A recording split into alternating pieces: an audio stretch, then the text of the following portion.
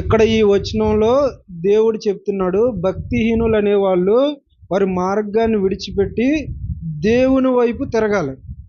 దేవుని వైపు తిరిగితే దేవుడు 2 పనులు చేస్తాడంట. ఏంటా 2 పనులు అంటే, 1 వారి ఎడల జాలి పడతాను, 2 వారిని బహుగా క్షమిస్తాను. అర్థమైందా? 1 వారి ఎడల జాలి పడతాను, 2 వారిని క్షమించడం కాదు, బహుగా క్షమిస్తాను. 2 విషయాలు దేవుడు చేసి 2 విషయాలు. 1 జాలి పడతాను, 2 బహుగా క్షమిస్తాను. భక్తిహీనులు కూడా 2 కార్యాలు చేయాలి. 1 ఏంటంటే వారి మార్గాన్ని విడిచిపెట్టాలి, 2 దేవుని వైపు తిరగాలి. ఇప్పుడు నోవాహు దినాల్లో ఉన్న వాళ్ళందరూ భక్తిపరులా, భక్తిహీనులా? నోవాహు దినాల్లో ఉన్న వాళ్ళందరూ కూడా భక్తిహీనులే. అందుకని దేవుడు ఏం చేశాడంటే వాళ్ళని నశింపజేశాడు. అంటే దేవుడు ఎందుకు భక్తిహీనుల్ని తమ మార్గాలు దిద్దుకోమన్నాడంటే, నాశనం మీ మీదకు వస్తుందేమో జాగ్రత్త అనేయడానికి. ఇంతకీ భక్తిహీనులు అంటే ఎవరు? అసలు భక్తిహీనులు అంటే అర్థం ఏంటి చెప్పండి మీరు? మీలో ఎవరైనా? భక్తిహీనులు అనే పదానికి గ్రీకులో ఒక పదం వాడబడింది. అసేబెస్ అసేబెస్ అనే ఒక గ్రీకు పదం వాడబడింది. ఈ గ్రీకు పదానికి తెలుగు అర్థం ఏమిటి అని అంటే, దేవుని పట్ల ఎటువంటి భక్తి లేనివారు. చెప్పండి, భక్తిహీనులు అంటే ఎవరు? దేవుని పట్ల ఎటువంటి భక్తి లేనివారు. ఈ భక్తిహీనులు అంటే దేవుని పట్ల ఎటువంటి భక్తి లేని వాడిని భక్తిహీనుడు అంటే. ఇప్పుడు దేవుడు ఏమంటున్నాడంటే, భక్తిహీనులు తమ మార్గమును మార్చుకోవాలి, మార్గాన్ని విడిచిపెట్టాలి, వారు నా వైపు తిరగాలి. అంటే దేవుడు ఏమంటున్నాడంటే, భక్తిహీనుడు ఎటువంటి భక్తి లేదు కాబట్టి నువ్వు భక్తిని అలపరుచుకో, నా వైపు తిరిగాను. భక్తిహీనుల కంటే చెడ్డోళ్ళు మరొకరు ఉన్నారు. ఎవరైనా చెప్పగలరా? భక్తిహీనుల కంటే చెడ్డోళ్ళు మరొకరు ఉన్నారు బైబిల్లో. ఏమన్నా మీలో ఎవరైనా చెప్పగలరా? భక్తిహీనులు అంటే దేవుని పట్ల ఎటువంటి భక్తి భావం లేనోళ్ళు. భక్తిహీనుల కంటే దారుణమైన దుర్మార్గులు ఒకరు ఉన్నారు. ఎవరో చెప్పనా? బుద్ధిహీనులు. ఎవరు? భక్తిహీనుడేమో దేవుని పట్ల ఎటువంటి భక్తి భావం లేదు, కానీ దేవుడు ఉన్నాడని నమ్ముతున్నాడు. భక్తిహీనులు. కానీ బుద్ధిహీనుడు ఏంటంటే దేవుడు లేడనే అంటున్నాడు. అర్థమైందా? భక్తిహీనుడేమో దేవుడు ఉన్నాడు కానీ దేవుడితో ఎటువంటి భక్తి భావం లేదు. కానీ బుద్ధిహీనుడు ఏంటంటే దేవుడు లేడని ఒక ఖచ్చితమైన నిర్దిష్టమైన ఆలోచనకు వచ్చేసాడు. బుద్ధిహీనుడికి వాడబడినది ఏంటంటే మొరోస్ అనే ఒక పదం వాడబడింది. అంటే దాని అర్థం ఏంటంటే బుద్ధి లేనోడు, మూర్ఖుడు అని. బుద్ధిహీనుడు ఎవరంటే మూర్ఖుడు, బుద్ధి లేనోడు. బుద్ధి లేని మూర్ఖుడే బుద్ధిహీనుడు. అవివేకి, అర్థం చేసుకోలేనోడు. ఎవరిని అర్థం చేసుకోలేనోడు? భార్యను కాదు, పిల్లల్ని కాదు. కొంతమంది భార్య పిల్లల్ని చాలా బాగా చూసుకుంటారు, దేవుడి దగ్గరికి వచ్చినప్పటికి బుద్ధి ఉండదు, అర్థం చేసుకోలేడు. అంటే బుద్ధిహీనుడు ఎవరంటే మూర్ఖుడు, బుద్ధిహీనుడు ఎవడంటే అర్థం చేసుకోలేడు. ఎవరిని అర్థం చేసుకోలేడు? ఎవరిని అర్థం చేసుకోలేడు అంటే దేవుణ్ణి అర్థం చేసుకోలేడు. అందుకని బైబిల్లో ఒక మాట ఉంది, మూర్ఖునికి జ్ఞానం అందదని. ఏమందదా? దేవుని గూర్చిన జ్ఞానం మూర్ఖుడికి అందదు. అంటే ఆ మూర్ఖుడు ఎవడంటే బుద్ధిహీనుడే. ఈ దేవుడు లేడని చెప్పేవాడు బుద్ధిహీనుడు. ఆ బుద్ధిహీనుడు ఎవడంటే ఎర్రోడు. ఎర్రోడు ఎలాగుంటాడు? భక్తిహీనుడి మీద మూర్ఖమైన వ్యక్తి ఒకడున్నాడు, వాడు ఎవడంటే బుద్ధిహీనుడు. ఈ బుద్ధిహీనుడు ఎవడంటే మూర్ఖ ప్రవర్తన కలిగిన వాడు, వీడు అర్థం చేసుకోలేనివాడు, వీడు వెర్రివాడు. బుద్ధిహీనుడు అనే పదానికి ఇవన్నీ వాడబడ్డాయి. కానీ బుద్ధిహీనుడి కంటే బెటర్ అయిన వ్యక్తి ఎవడంటే భక్తిహీనుడు. భక్తిహీనుడి ఉద్దేశంలో దేవుడు ఉన్నాడు, బుద్ధిహీనుడి ఉద్దేశంలో దేవుడు లేడు. కానీ భక్తిహీనుడి యొక్క ఉద్దేశంలో దేవుడు ఉన్నాడు, కానీ దేవుని పట్ల ఎటువంటి భక్తి విధానం లేదు, ఎటువంటి భక్తి అనుకూలత లేదు. భక్తి లేనివాడు భక్తిహీనుడు. అసలు భక్తిహీనుడు దేవుని గురించి ఏమనుకుంటాడు? ఇప్పుడు బుద్ధిహీనుడు అనుకోవడానికి ఏం లేదు, వాడు దేవుడు లేడని అనుకున్నాడు. ఎందుకంటే వాడు అర్థం చేసుకోలేడు, వాడు వెర్రివాడు, వాడు మూర్ఖుడు కనుక వాడికి ఏం అర్థం కాదు. బుద్ధిహీనుడు దేవుడు లేడు అన్నాడు, ఇంకా దేవుడి దగ్గరికి ఏం వెళ్తాడు వాడు? అర్థమైందా? ఇప్పుడు భక్తిహీనుడి దృష్టిలో దేవుని గూర్చిన అవగాహన ఎలా ఉంటుందంటే 2-3 విషయాలు నేను చెప్తాను. భక్తిహీనుడిలో దేవుని గూర్చిన ఆలోచన ఎలా ఉందంటే, దేవుడు అనేవాడు కూడా నాలంటోడు, దేవుడు అనేవాడు కూడా నాలంటోడే, కాబట్టి నాలంటోడే అన్నప్పుడు గౌరవం ఇవ్వాల్సిన పని లేదు. ఇప్పుడు దేవుడు కూడా నాలంటోడు, నేను దేవుళ్ళంటోడు అన్నవాడికి దేవుని పట్ల ఒక భక్తి భావం ఉండదు. దేవుణ్ణి ఒక సర్వశక్తిమంతుడిగా చూడలేడు, దేవుణ్ణి ఆరాధించలేడు, దేవునికి అధికారం ఇవ్వలేడు. అంటే దేవుణ్ణి ఏ స్థాయికి తీసుకొచ్చాడు అంటే తన స్థాయికి తీసుకొచ్చేవాడు భక్తిహీనుడు. ఈ మాట బైబిల్లో చూపిస్తాను చూడండి. ఆ మాట కీర్తన గ్రంథం 50వ కీర్తన 21వ వచనంలో చూడండి. అందుకు కేవలం నేను నీ వంటి వాడినని నువ్వు అనుకున్నావు. ఎవరు అనుకున్నారు ఈ మాట? మరలా చెప్పలే, ఎవరు అనుకున్నారు? భక్తిహీనులు ఏమనుకుంటున్నారంటే, దేవుని గూర్చిన భక్తిహీనులకు ఉన్న అవగాహన ఏంటంటే కేవలం, గొప్ప ఏం లేదు, కేవలం నీవు నాలాంటి వాడవని వాడు అనుకున్నాడు. అర్థమైందా? అంటే భక్తిహీనుల్లో దేవుని గూర్చిన అవగాహన ఏంటంటే దేవుడు కూడా నాలాంటోడే. అలా నాలాంటోడే అన్నవాడు చర్చికి వెళ్ళడు, నాలాంటోడే అన్నవాడు ప్రార్థన చేయడు, నాలాంటోడే అన్నవాడు దేవుని మీద ఆధారపడ్డు, నాలాంటి వాడే అన్నవాడు దేవుని వైపు చూడ్డు, నాలాంటి వాడే అన్నవాడు దేవుడన్న ఆలోచన బహుశా అప్పుడప్పుడు లైట్లే వెలుగుతుంది వాళ్ళు. అంటే భక్తిహీనుడు ఏమనుకుంటాడంటే దేవుడు కూడా కేవలం నా వంటి వాడే, నేను ఎలాగైతే ఉన్నానో అలాగే ఉన్నాడు. అంటే దేవుడిని ఎక్కడ తీసుకొచ్చేసాడంటే మనుష్య స్థాయికి తీసుకొచ్చేసాడు. ఇప్పుడు నీలంటోడే నువ్వు అంటున్నావు, దేవుడు చేసినట్టు ఒక సృష్టించే. నీలంటోడే అని అంటున్నావు, దేవుడు మనిషిని చేశాడు, నువ్వు కూడా మనిషిని చే. ఇప్పుడు దేవుడు నాలాంటోడే నువ్వు అనుకుంటున్నావు, దేవుడు చేసిన పనిలో ఏదో ఒకటి చేయలేడు. కానీ మరి దేవుని విషయానికి వచ్చినప్పుడు దేవుడు నాలంటోడే. వీళ్ళందరూ ఎవరంటే భక్తిహీనులు. అందరూ ఇలాగా ఆలోచిస్తారు, దేవుడు కేవలం నా వంటి వాడే, కేవలం నా వంటి వాడే. ఏ గొప్ప ఏం లేదు దేవుళ్ళు గొప్ప వింతలేం లేవు. దేవుడు ఎటువంటి వాడు అంటే నాలాంటి వాడు. ఎందుకు ఇలా అనుకుంటున్నాడంటే వాడికి ఏం లేదు, దేవుని పట్ల ఎటువంటి భక్తి లేదు. ఎటువంటి భక్తి లేనోడు అలాగే ఉంటాడు. ఏ భక్తి చేయనోడు దేవుని గురించి చాలా లోకుగా మాట్లాడతాడు. నీరసంగా ఉంది, చర్చికి వెళ్ళి ప్రార్థన చేయించుకుంటానంటే వీడు ఏమంటాడో తెలుసా? ఆయన చేస్తే పేదం తగ్గిపోద్దండి. నిజంగా ఇన్ని facility hospital, multi speciality hospital ఇన్ని కట్టేసి అక్కడికి వెళ్ళడం మానేసి చర్చి దగ్గరికి వెళ్తావా? పాటర్ గారు వస్తే ప్రార్థన చేసేస్తాను, అవన్నీ ఎందుకు అనేవాడు భక్తిహీనుడు. అర్థమవుతుందా? అవి కావాలి, ఇవి కావాలి. ఇంతలా మాట్లాడేవాడు ఈడేమైనా సాయం చేస్తాడా? ఇంతలా మాట్లాడేవాడు ఈడేమైనా హాస్పిటల్కి తీసుకెళ్తాడా?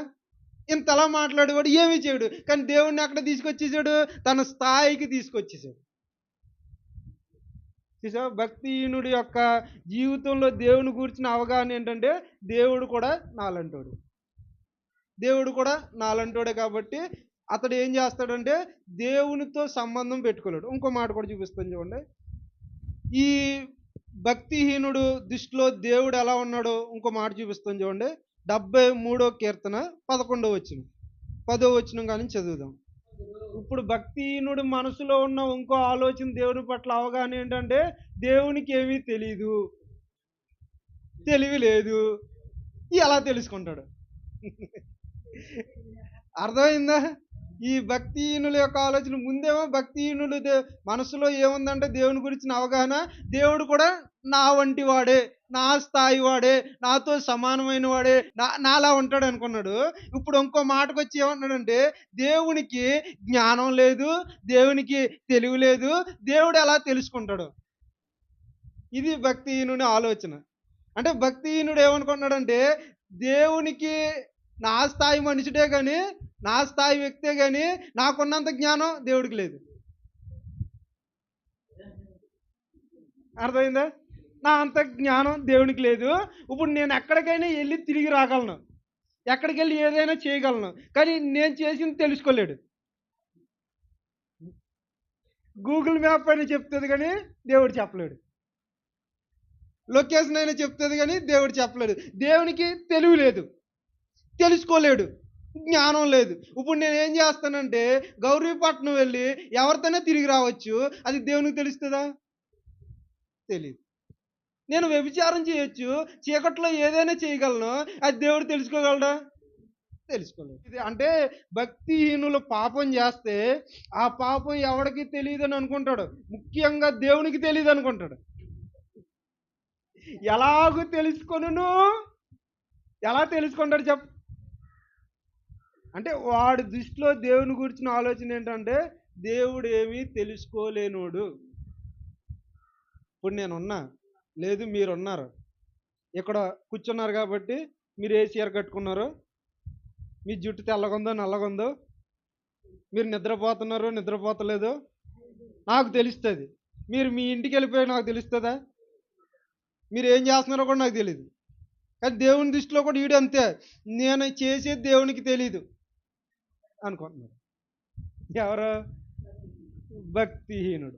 అందుకని వాడు ఎలా ఉన్నాడంటే దేవుడు ఏమన్నాడంటే, ఒరేయ్ భక్తిహీనుడు, నీ మార్గమును నీవు మార్చుకుని నా వైపు తిరుగు. తిరిగితే ఆయన ఏం చేస్తానో చెప్తానంటున్నాడు. ఇంకా భక్తిహీనుల్లో ఇంకేమున్నదంటే, ఇంకో మాట చూపిస్తాను చూడండి. ప్రసంగి గ్రంథం 8వ అధ్యాయం 13వ వచనం. భక్తిహీనుని ఆలోచనలో దేవుడు ఎలా ఉన్నాడో చూడండి ఒకసారి. భక్తిహీనులు ఎవరికి భయపడరా? దేవుని భయం లేదు కాబట్టి భక్తిహీనుల్లో ఎక్కడ ఈయన తిరిగేస్తాడు. ఎలాగైనా తిరిగేస్తాడు. ఏదైనా చేస్తాడు. ఏదైనా తాగుతాడు. ఎక్కడికైనా వెళ్తాడు. ఆడిష్టమైనది తిరుగుతాడు. ఎందుకంటే వాడు భయం లేని కోడాడు. ఏ బజార్‌లో అయినా తిరుగుతాడు. ఏ సందులో అయినా తిరుగుతాడు. ఎక్కడైనా తిరుగుతాడు. ఎందుకంటే దేవుని భయం వాడికి లేదు. భక్తిహీనుడికి భయం లేదు. ఎందుకంటే భక్తిహీనుడి ఆలోచనలో దేవుడనే ఆ ఆలోచన చాలా చిన్నదే. ఇప్పుడు మీరున్నారు. ఆకాశంలో ఉన్న సూర్యుడిని తీసుకొచ్చి అరిచేతిలో పెట్టుకోగలరా? నవ్వుతారేంటండి? పెట్టుకుంటారా? పెట్టుకోరా? పెట్టుకోగలరా? అవుద్దా? అవుద్దా? కానీ భక్తిహీనుడికి అవుద్ది. దేవుడిని తీసుకొచ్చి తన చేతిలో పెట్టుకోగలడు అని అనుకుంటాడు. అర్థమైందా మీకు? అలా అనుకుంటాడు. అందుకని దేవుడు ఏమన్నాడంటే, భక్తిహీనులు తమ మార్గమును విడిచిపెట్టాలి, నా వైపు తిరగాలి, తిరిగిన యెడల నేను వారి యందు జాలిపడుదును. తర్వాత నేను ఏం చేస్తానంటే వారిని బహుగా క్షమిస్తాను. అంటే దేవుని గూర్చిన ఒక అవగాహన లేమి అతనిలో వచ్చింది కాబట్టి దేవుడు ఏమంటున్నాడంటే, అతని అజ్ఞానాన్ని బట్టి, తనకున్న అర్థం చేసుకోలేని భావనను బట్టి దేవుడు ఏం చేస్తున్నాడంటే ఒక అవకాశాన్ని ఎవరికి ఇస్తున్నాడు? భక్తిహీనులకి ఇస్తున్నాడు. దేవునికి స్తోత్రం కలుగును. యేసు ప్రభు ఎందుకు చచ్చిపోయాడో తెలుసా మీకు? ఎవరి కోసం చచ్చిపోయాడో తెలుసా? మన కోసం, మీకోసం, మీకోసం, నా కోసం. అసలు బైబిల్ ఎవరి కోసం చచ్చిపోయాడని చెప్తుంది తెలుసా మీకు? ఒకసారి రోమపత్రిక తీయండి, 5వ అధ్యాయం తీయండి, 6వ వచనం. 5, 6 చాలండి. యేసు ప్రభు ఎవరి కొరకు చనిపోయాడు? మరలా చెప్పాలి. యేసు ప్రభు ఎవరి కోసం చనిపోయాడు? ఇంకోసారి చెప్పండి. యేసు ప్రభు ఎవరి కొరకు చనిపోయాడు? భక్తిహీనుల కొరకు తన యుక్త కాలమందు చనిపోయాడు. తన యవ్వన దశలో ఎవరి కొరకు యేసు ప్రభు చనిపోయాడంటే భక్తిహీనుల కొరకు. ఎందుకు భక్తిహీనుల కొరకంటే వారికి దేవుని పట్ల ఎటువంటి భక్తి లేదు. వాడిని భక్తి పరుని చేయడానికి ఆయన భక్తిహీనుడి కొరకు చనిపోయాడు. అందుకని దేవుడు ఏమన్నాడంటే, ఒరే బాబు భక్తిహీనుడా, నేను నీ యందు జాలి పడడానికి, నిన్ను బహుగా క్షమించడానికి కారణం ఏంటంటే, నీ కొరకు ఒకడు చచ్చిపోయాడు కాబట్టి నీవు నీ మార్గాన్ని మార్చుకుని నా వైపు తిరుగు. నా వైపు తిరిగితే నేను జాలి పడతాను, క్షమిస్తాను. ఎందుకంటే నిన్ను బట్టి కాదు, నీవు నా పట్ల చాలా దారుణంగా ఆలోచించావు. నిన్ను బట్టి కాదు, నీ కొరకు చనిపోయిన యేసుని బట్టి. దేవునికి స్తోత్రం కలిగింది. హల్లెలూయా! ఎంత అద్భుతం చేశారు. ఇప్పుడు మనం భక్తి పరులమా భక్తిహీనులమా? ఒకప్పుడు భక్తిహీనులం. దేవుడి పట్ల ఎటువంటి అవగాహన లేని, దేవుడి పట్ల ఎటువంటి భక్తి లేని మనం. మీకు ఒక విషయం చెప్పనా?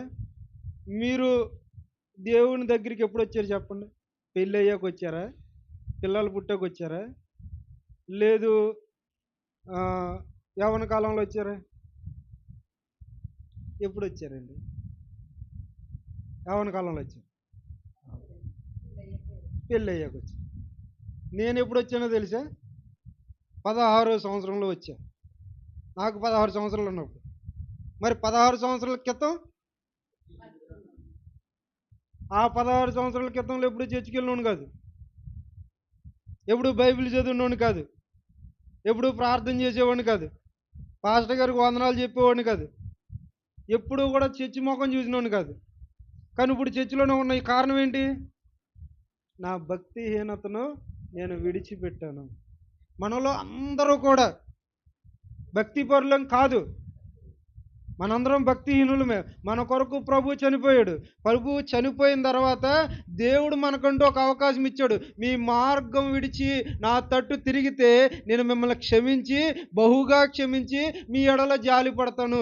ఈరోజు దేవుని సన్నిధిలో నేను నిలబడ్డానంటే కారణం దేవుడు నా మీద జాలి పడ్డాడు, నన్ను బహుగా క్షమించాడు.